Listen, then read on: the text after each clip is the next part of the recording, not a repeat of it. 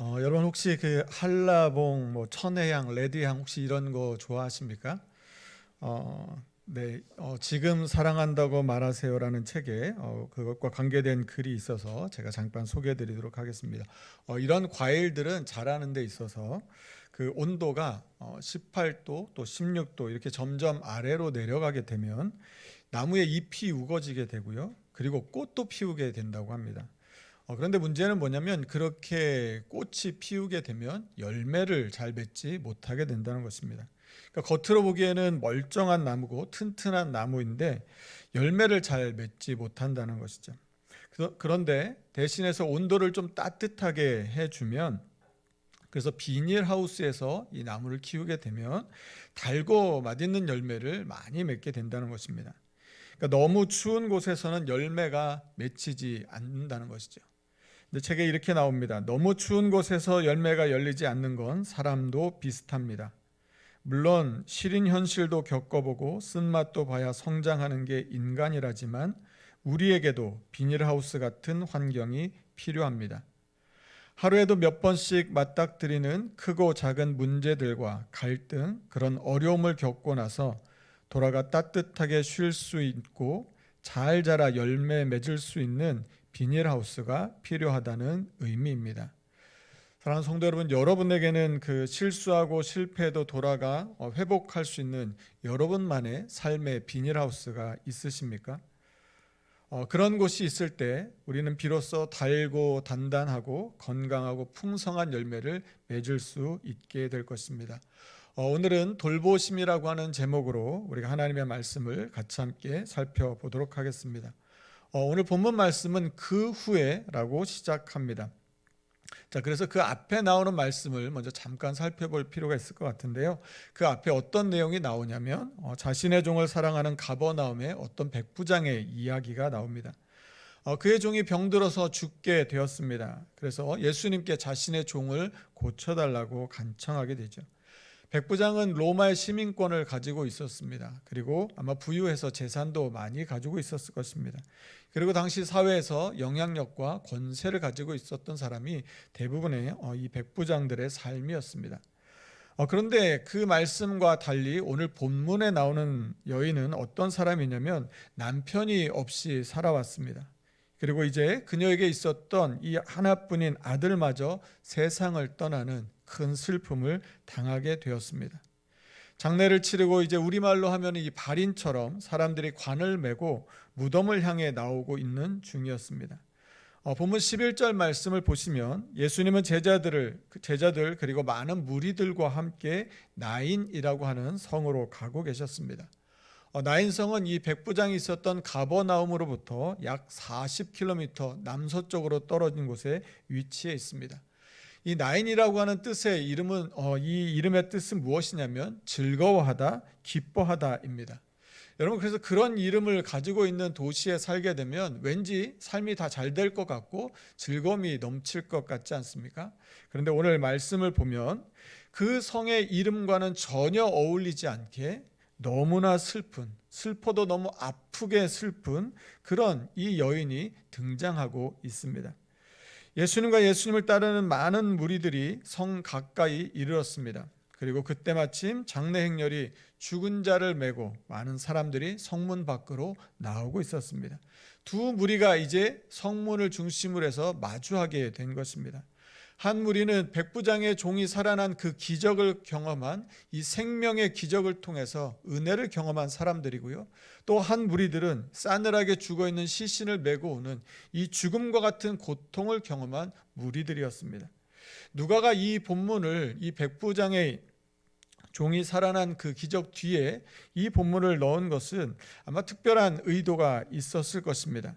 무엇이냐면 예수님께서 40km나 떨어진 가버나움에서 이 나인으로 이 죽음의 행렬과 마주하셔야 했다는 것을 보여주기 위해서 그 뒤에 이 말씀을 기록한 것으로 보입니다. 여러분, 왜 그렇습니까? 예수님께서 그렇게 성문에서 이 장례 행렬을 만나고자 하셨던 데는 특별한 이유가 있었던 것이죠.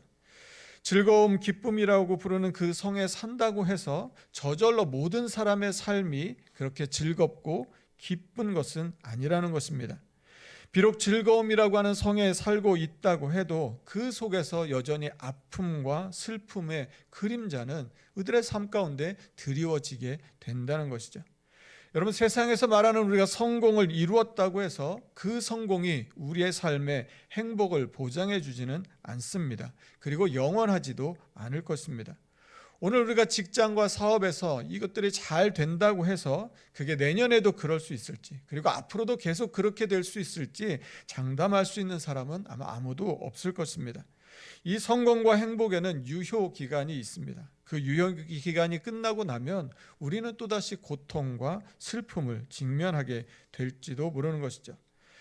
다른 사람들이 볼 때는 아무 어려움이 없을 것처럼 보이는, 정말 아무리 봐도 부러워하는 그런 삶을 살고 있는 사람이라 할지라도 그 사람의 삶의 안에 들어가 보면 우리가 생각지 못하는 또 다른 어려움을 겪고 있는 것을 종종 보게 됩니다. 여러분, 그러므로 우리의 삶에 대해서 우리들 중 그 어느 누구도 장담할 수 있는 사람은 아무도 없을 것입니다. 여러분, 건강에 대해서는 또 어떻습니까?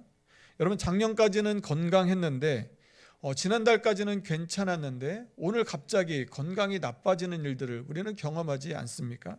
그렇다고 하면 내일 그리고 내년에도 우리가 계속 건강할 수 있을지 우리는 또 그것도 알 수 없을 것입니다. 우리 안에 이제 이런 질문이 생깁니다. 그러면 우리는 어떻게 해야 계속해서 행복한 삶을 살 수 있을까 하는 것이죠. 오늘 본문 12절 말씀에 이 여인의 상황을 본문은 이렇게 말하고 있습니다. 우리 12절 말씀을 같이 한번 읽어보도록 하겠습니다. 같이 읽습니다. 시작. 성문에 가까이 이르실 때에 그의 어머니는 과부라. 그 성에 많은 사람도 그와 함께 나오거늘. 이 사람은 여자였습니다. 그리고 남편이 없습니다.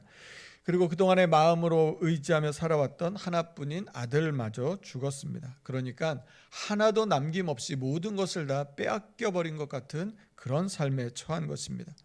어떻게 보면 이보다 더 나쁠 수 있을까 싶을 만큼 극심한 고통 가운데 놓이게 된 것이죠.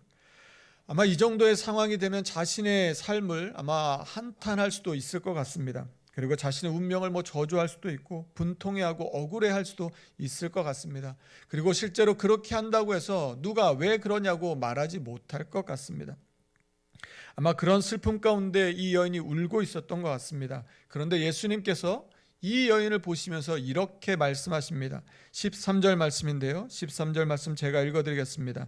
주께서 과부를 보시고 불쌍히 여기사 울지 말라 하시고. 여러분, 예수님께서 왜 이 여인을 바라보시면서 울지 말라고 말씀하셨을까요? 여러분, 울어도 되지 않겠습니까? 여러분, 우리가 이 말씀 속에서 무엇을 생각해 볼 수 있냐면 그것은 믿음입니다. 우리가 나인이라고 하는 그 성에 살고 있다고 해서 즐거움과 기쁨이 보장되는 것이 아닌 것처럼 우리가 절망과 슬픔의 상황 가운데 있다고 해서 우리가 반드시 그곳에서 그저 눈물만 흘리고 슬퍼하고 낙심하면서 살아가도 된다는 말이 아니라고 하는 것입니다. 여러분, 믿음이 무엇입니까? 지독한 절망의 상황 가운데서도 하나님의 일하실 것들을 바라보면서 그것들을 소망하면서 나아갈 수 있는 그 힘, 그것이 믿음일 것입니다. 숙여진 고개를 다시 들고 소망 가운데 하나님을 바라볼 수 있는 바로 그것이 믿음일 것입니다. 장례 행렬은 성문을 지나 성 밖으로 나가고 있는 중이었습니다. 이미 죽음이 선언된 상황이었던 것이죠. 더 이상 사람의 힘으로는 아무것도 바꿀 수 없는 그런 상태였습니다. 인생에 있어서 소중한 모든 것이 이 여인으로부터 다 빠져나가고 있었던 것이죠.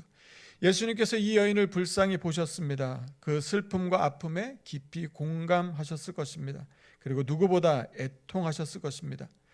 그렇기 때문에 이 운구 행렬이 성문에서 벗어나기 전에 그들을 만나야 하셨기 때문에 예수님은 시간을 맞춰서 가버나움에서 여기까지 오셨습니다.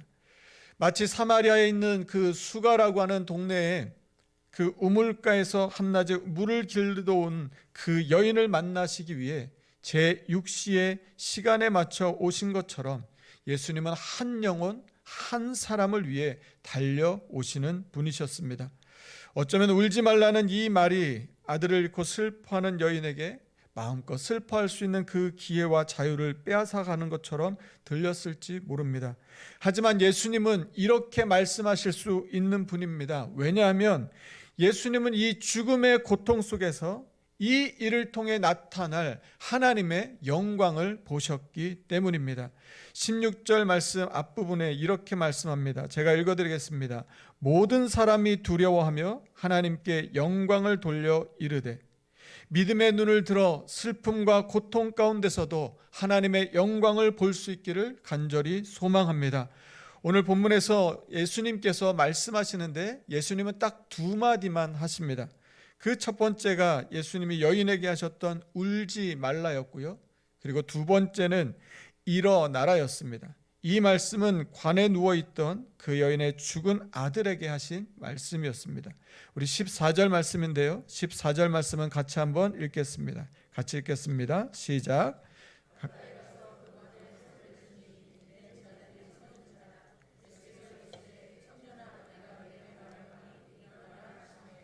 예수께서 죽은 아들의 그 관에 손을 대셨습니다. 여러분, 죽은 자와 접촉하는 것은 꺼려지는 일이고 부정해지는 일입니다.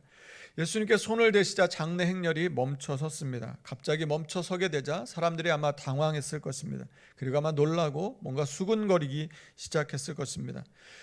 여러분, 그럼 예수님께서 왜 이 관을 멈춰 세우셨을까요? 왜냐하면 예수님이 보셨을 때 이제는 더 이상 이 관은, 이 행렬은 성 밖으로 나가야 될 필요가 없어졌기 때문입니다. 죽은 자였다면 그를 장례하기 위하여 무덤이 있는 성 밖으로 가는 게 맞았을 것입니다. 그런데 그가 살아났기 때문에 이제는 더 이상 성 밖으로 나갈 이유가 없어진 것이죠. 죽은 자였다면 부정해졌을 것입니다. 그런데 살아났기 때문에 부정해지지 않는 것이죠. 예수님께서 멈춰 세우신 것은 다 이유가 있었습니다.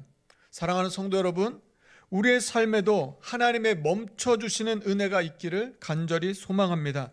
절망으로 가는 그 길을 멈춰 세워주시고 슬픔과 아픔의 걸음을 막아주시고 고통스러운 문제의 원인이 사라지는 그런 은혜가 우리의 삶 가운데 있기를 간절히 소망합니다. 오늘 말씀 속에서 예수님께서 하시는 공통된 행동이 한 가지 있습니다. 그것이 무엇이냐면 예수님께서 가까이 오셨다는 것입니다. 첫 번째는 그 여인을 만나시기 위해 성문에 가까이 오셨습니다. 그리고 그 여인에게 말씀하셨습니다. 두 번째는 죽은 청년의 관에 가까이 오셨습니다. 그리고 손을 대고 관을 멈춰 세우셨습니다. 사랑하는 성도 여러분, 예수님께서 우리에게 가까이 오시는 것이 그것이 은혜이고 축복인 줄로 믿습니다. 예수님께서 가까이 오시자 그 여인의 눈에서 눈물이 그쳤을 것입니다. 예수님께서 가까이 오시자 죽어서 누워있던 청년이 일어나게 되었습니다. 여러분, 얼마나 많이 놀랬겠습니까? 죽은 사람이 일어났으니 얼마나 놀랄 일이었겠습니까? 그가 이제는 살아나서 말을 하기 시작하는 것입니다. 예수님께서 우리에게 가까이 오시는 이유가 있습니다. 그것은 무엇이냐면 우리의 삶을 온전히 회복시켜 주시기 위하여 우리에게 가까이 오시는 것입니다. 예수님은 다시 살아난 그 아들을 그 어머니에게 돌려주셨습니다. 본문 15절 말씀입니다. 우리 15절 말씀도 한 번 더 같이 읽겠습니다. 같이 읽습니다. 시작. 죽었던 자가 일어나 앉고 말도 하거늘 예수께서 그를 아멘. 잃어버린 그 나인성의 참된 즐거움과 그 기쁨을 되돌려 주시기 위해 주님께서 찾아오신 것이었습니다. 예수님께서 가까이 오시는 것은 회복시켜 주시기 위함입니다. 그리고 잃어버렸던 것을 되찾아주고 되돌려 주시기 위해서 예수님께서 우리 곁으로 가까이 오시는 것이죠. 여러분, 다른 이유가 없습니다. 예수님이 우리를 사랑하시기 때문에, 예수님께서 우리의 모든 것을 아시기 때문에 우리에게 가장 필요한 것들을 주시기 위하여 우리 곁으로 가까이 오시는 줄로 믿습니다. 그런가 하면 예수님께서 우리를 가까이 오라고 부르실 때가 있습니다. 왜 부르십니까? 역시 마찬가지로 우리를 온전히 회복시켜 주시기 위하여, 우리가 잃어버렸던 것들을 다시 되돌려 주시기 위하여 우리의 삶을 불러주시는 것이죠. 그러므로 하나님께 가까이 가는 것이 복인 줄로 믿습니다. 시편 73편 28절은 이렇게 말합니다. 제가 읽어드리겠습니다. 하나님께 가까이 함이 내게 복이라. 내가 주 여호와를 나의 피난처로 삼아 주의 모든 행적을 전파하리이다. 그런데 오늘 본문 사건을 보면서 사람들은 이렇게 고백합니다. 16절 말씀인데요. 우리가 16절 말씀을 우리가 다 같이 한 번 더 읽겠습니다. 같이 읽습니다. 시작.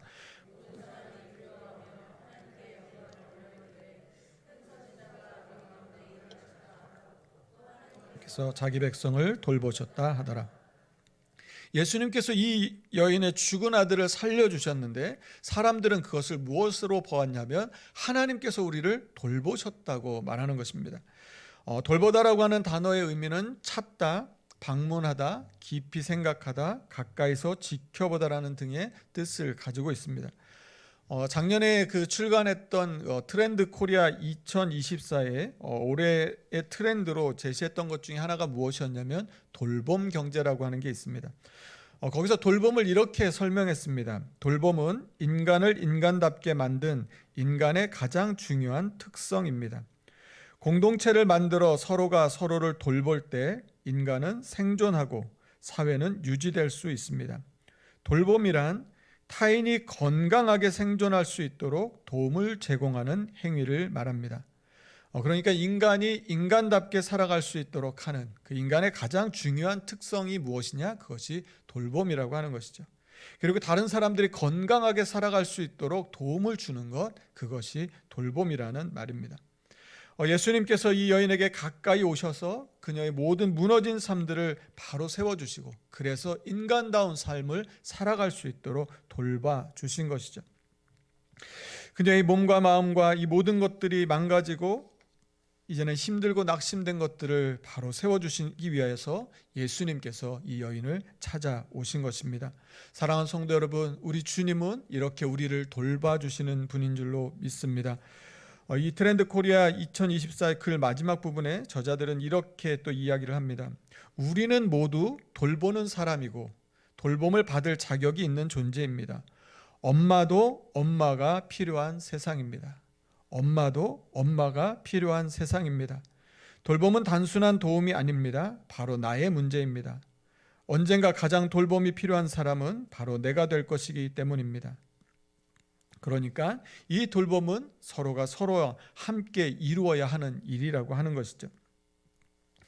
여러분, 하나님의 이 돌보심을 경험한 사람들에게 나타나는 놀라운 특징이 있는데요. 어떤 특징이 나타나냐면 오늘 본문 17절 말씀입니다. 우리 17절 말씀을 우리 한 번 더 같이 읽어보겠습니다. 같이 읽습니다. 시작.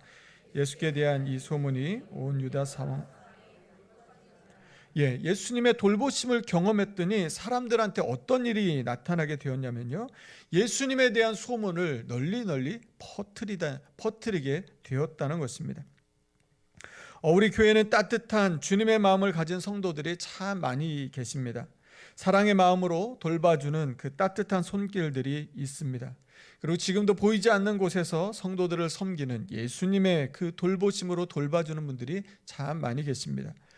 저에게 종종 이런 문자가 옵니다. 목사님, 누구누구 집사님이 내일 어디가 안 좋으셔서 병원에 가시는데 신방해 주십시오. 목사님, 어떤 권사님이 다리가 아프셔서 교회에 못 나오셨습니다. 또 전화 신방해 주십시오. 목사님, 어떤 집사님이 감기가 심해서 교회에 못 나오셨습니다. 또 어떤 권사님이 다음 주에 수술을 받으시는데 또 위에서 기도해 주십시오. 이런 문자들을 저한테 보내주십니다. 이 문자는 무엇입니까? 성도들의 형편을 이미 다 잘 알고 있다는 것이죠. 그래서 그들의 삶을 꼼꼼히 잘 살피고 있어서 어떤 어려움을 겪고 있는지를 잘 알고 있다는 것입니다. 이런 문자를 받으면 저는 마음이 너무나 행복해지고 너무나 고마운 마음이 듭니다. 왜냐하면 우리 성도들의 삶을 잘 돌보고 있기 때문인 것이죠. 여러분, 이것이 무엇입니까? 바로 예수님의 마음인 것이죠. 여러분, 그렇기 때문에 우리 교회는 소망이 있는 줄로 믿습니다. 예수님의 마음을 품고 서로를 돌보는 성도들이 너무너무 많기 때문인 것이죠. 예수님께서 나인성으로 한 걸음에 달려오신 것처럼 성도들의 아픔 속으로 달려가는 성도들이 우리 교회는 참 많이 있습니다. 그 돌봄을 통해서 우리의 삶에 흐르던 눈물을 주님께서 닦아주시고 우리의 삶에 있는 그 죽음과 같은 고통을 멈춰주시는 그 은혜를 누리게 될 줄로 믿습니다. 우리 주님은 우리의 모든 것을 아시고 우리를 돌봐주시는 분이십니다. 이미 죽음이 선언되었고 더 이상 아무 소망이 없는 관에 갇힌 것 같은 그 청년을 일으켜 세워주셨던 것처럼 우리 주님께서 우리의 삶에 가까이 오셔서 우리의 삶을 일으켜 주시고 세워 주실 줄로 믿습니다. 우리 주님의 돌봐 주심은 그냥 어깨를 토닥거려 주시는 그런 감싸안음이 아니라 우리 예수님의 돌보심은 슬픔과 눈물의 근원을 말려버리시고 절망과 죽음의 권세를 깨트려 버리시는 그런 돌보심인 것입니다. 이 한 주간 우리가 우리 주님께 가까이 나아가 주님을 맞이하고 또 주님께서 우리의 삶에 더 깊이 가까이 오셔서 주님이 주시는 그 따뜻한 비닐하우스의 그 사랑과 은혜를 누리며 그 돌보심 가운데 풍성한 열매를 맺으며 살아가는 이 한 주가 되시기를 간절히 축원합니다. 이 시간 우리 같이 함께 찬양하겠습니다. 주께 가까이 날 이끄소서. 간절히 주님만을 원합니다. 채워주소서. 주의 사랑을 진정한 찬양 드릴 수 있도록. 여러분, 우리의 삶의 복이 무엇입니까? 주님께 가까이 가는 것이 복인 줄로 믿습니다. 주님께서 우리 곁에 가까이 오신다면 한 걸음 물러서지 않고 주님의 그 오심을 맞이하여 우리의 삶을 회복하시고 우리의 모든 슬픔과 고통을 멈춰 세우시는 그 주님의 은혜를 누릴 수 있는 저와 여러분의 삶이 되기를 간절히 소망합니다. 우리 시간 다 함께 자리에서 일어나셔서 이 찬양, 우리 결단의 찬양으로 함께 같이 고백하겠습니다. 주께 가까이 날 이끄소서. 주께 가까이 날 이끄소서. 간절히 주님만을 원합니다.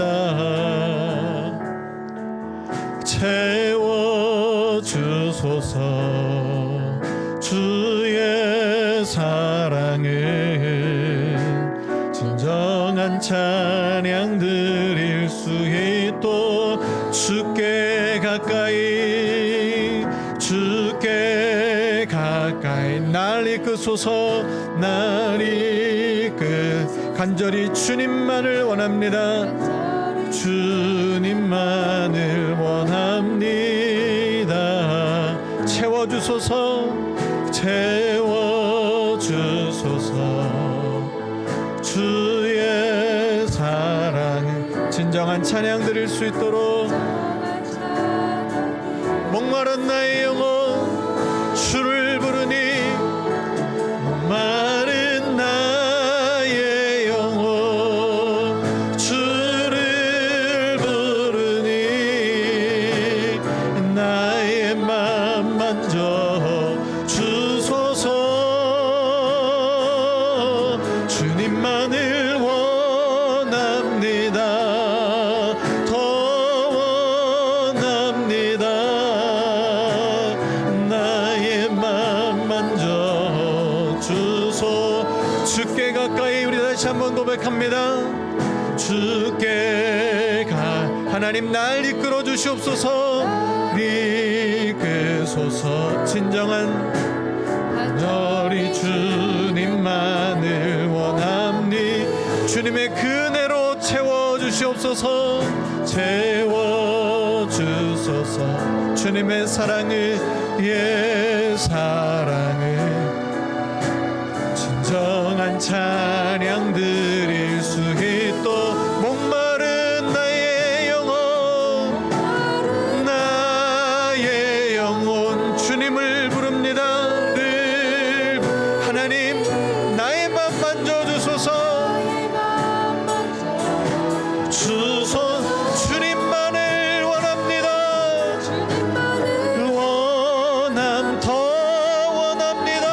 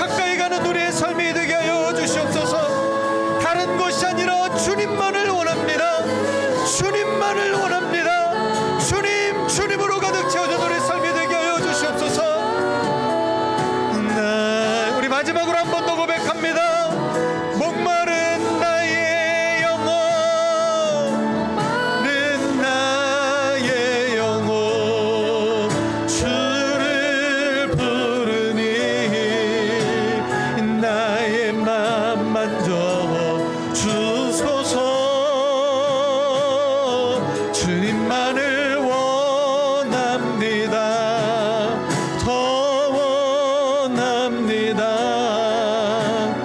나의 맘 만져 주소서. 이 시간 우리 같이 함께 기도하겠습니다. 사랑하는 성도 여러분, 나인 성에 있다고 해서, 즐거움 기쁨의 도시에 살고 있다고 해서 나의 모든 삶이 그렇게 늘 즐겁고 기쁜 것은 아닙니다. 세상 사람들이 말하는 성공을 이루었고, 세상 사람들이 볼 때 부러움을 사는 그 삶이라고 해서 내 모든 사람들의 삶이, 나의 삶이 영원히 행복하고 영원히 기쁘고 즐겁고 영원히 성공한 삶은 아닐 수도 있습니다. 주님께서 너무나 큰 슬픔을 당한 이 여인을 찾아가 주셨습니다. 이미 죽음이 선언된 그 상황 가운데 가서 주님께서 일어나라 말씀하시고 다시 생명을 주셨습니다. 여러분, 무엇입니까? 주님이 내게 오셨을 때, 주님이 가까이 오셨을 때 우리의 삶의 모든 것들이 회복될 줄로 믿습니다. 우리의 삶의 모든 죽은 것 같은, 잠자는 것 같은 것들이 다시 일어나게 될 줄로 믿습니다. 주님 내게 가까이 와 주시옵소서. 주님, 내가 주님께 가까이 가게 하여 주시옵소서. 그래서 나의 모든 슬픔과 나의 모든 죽은 것 같은 고통이 끝나게 하여 주시고, 내가 만들어 놓은 성공과 내가 만들어 놓은 하나님이 이루어진 삶들이 아니라 주님이 주시는 그 은혜, 그 회복의 삶을 살아가는 우리 삶이 되게 하여 주시옵소서라고, 주님이 한 주간 하나님의 돌보심 가운데 살아가는 복된 삶이 되게 하여 주시옵소서라고, 이 시간 우리 간절한 마음으로 합심하여 같이 함께 기도하겠습니다. 하나님 감사합니다. 하나님 우리의 삶을 돌봐주시고 하나님 인도하여 주시옵소서. 하나님이 지켜주시지 아니하시면 하나님이 돌봐주시옵소서.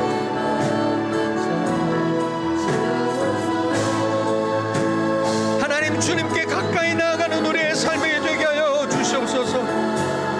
하나님께 가까이 가는 것이 내 삶의 복입니다. 하나님이 내게 가까이 오시는 것이 내게 은혜입니다. 하나님이 막아주시는 것이 내 삶의 축복입니다. 나의 이 고통과 나의 슬픔과 나의 절망과 나의 낙심과 나의 좌절이 멈춰지게 하여 주시고, 하나님 죽은 것 같이 누워있던 나의 삶들이 다시 일어서게 하여 주셔서 하나님이 주신 은혜와 복을 누리는 삶이 되게 하여 주시옵소서. 세상이 나를 위로할 수 없고 세상이 나를 도와줄 수 없습니다. 하나님이 나를 돌봐주실 때, 하나님이 나를 붙들어 주실 때 하나님이 나의 삶이 회복되는 것을 믿습니다. 하나님, 내게 오시는 그 주님, 나를 회복시켜 주시는 주님, 내가 잃어버렸던 모든 것들을 다시 돌려주시고 다시 회복시켜 주시는 그 주님의 은혜를 누리며 살아가는 이 한 주간의 삶이 되게 하여 주시옵소서. 하나님, 재정의 문제 가운데 하나님 은혜를 주시고, 하나님 우리의 건강의 문제를 가운데 은혜를 허락하여 주시고, 우리의 가정이 하나님 앞에 다시 은혜를 얻게 하여 주셔서 하나님 주님께 더 가까이 나가는 은혜가 있게 하여 주시고, 모든 위험을 하나님 주님께서 막아주시는 은혜가 있게 하여 주시옵소서. 내 힘으로 아무것도 할 수가 없습니다. 하나님의 은혜가 아니면 살아갈 수가 없습니다. 성령 하나님 우리 가운데 오셔서 우리의 삶을 온전히 회복시켜 주시고, 하나님께 더 가까이 나가는 우리의 삶이 되게 하여 주시옵소서. 주님이 내 안에 계시면 하나님 아무것도 두려워할 것이 없습니다. 주님이 나와 함께 하시면, 주님이 내 곁에 가까이 계시면 죽음도 두렵지 않습니다. 하나님, 그 어떤 상황도 하나님 이겨낼 수 있습니다. 그 은혜 가운데 누리게 하여 주시고, 오늘의 행복, 오늘의 기쁨, 오늘의 승리뿐만 아니라 하나님 내일도 영원토록 우리의 삶을 이끄시는 하나님의 그 은혜 가운데 살아가는 우리 모두의 삶이 다 되게 하여 주시옵소서.